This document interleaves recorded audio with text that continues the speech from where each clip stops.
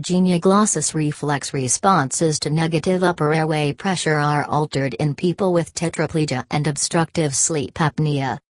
By Nirupama S.Wijesuriya, LauraGainche, Amy S.Jordan, David J.Berlowitz, Mariannick.LeGuen, Peter D.Rochford, Fergal J.O'Donoghue, Warren R.Ruehland, Jayne C.Carberry, Jayne E.Butler, Danny J.Eckert via the Journal of Physiology.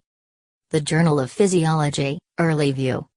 Ad tags, currently, Physiology, Medicine by Alexandros G. Sfakianakis. Nirupama S.Wijesuriya, LauraGainche, Amy S.Jordan, David J.Berlowitz, Mariannick.LeGuen, Peter D.Rochford, Fergal J.O'Donoghue, Warren R.Ruehland, Jayne C.Carberry, Jayne E.Butler, Danny J.Eckert. First published, April 25, 2018. DOI.org web link. Edited by Michael Hogan and Gregory Funk. Abstract. Key points. Protective reflexes in the throat area, upper airway, are crucial for breathing. Impairment of these reflexes can cause breathing problems during sleep, such as obstructive sleep apnea, OSA. OSA is very common in people with spinal cord injury for unknown reasons. This study shows major changes in protective reflexes that serve to keep the upper airway open in response to suction pressures in people with tetraplegia and OSA.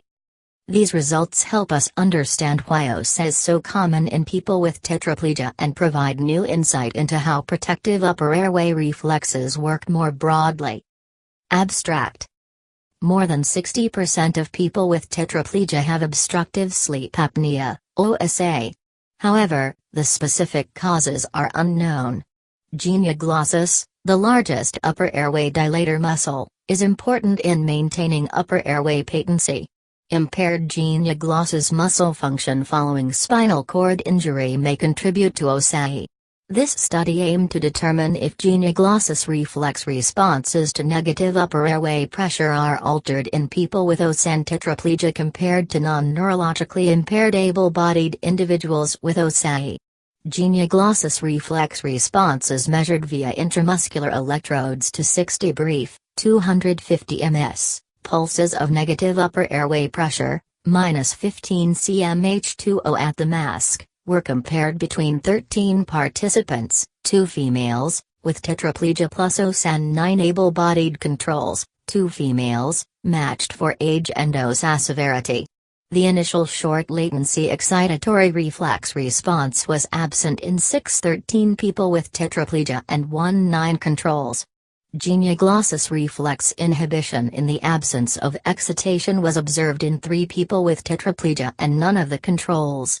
When the excitatory response was present, it was significantly delayed in the tetraplegia group compared to able-bodied controls. Excitation onset latency, mean ±ST, was 32 ±16 versus 18 ±9 ms, p equals 0.045. Peak excitation latency was 48 ±17 versus 33 ±8 ms. P equals 0.038. However, when present, amplitude of the excitation response was not different between groups, 195 ±26 versus 219 ±98% at baseline, P equals 0.55. There are major differences in genioglossus reflex morphology and timing in response to rapid changes in airway pressure in people with tetraplegia and OSA. Altered genioglossus function may contribute to the increased risk of OSA in people with tetraplegia. The precise mechanisms mediating these differences are unknown.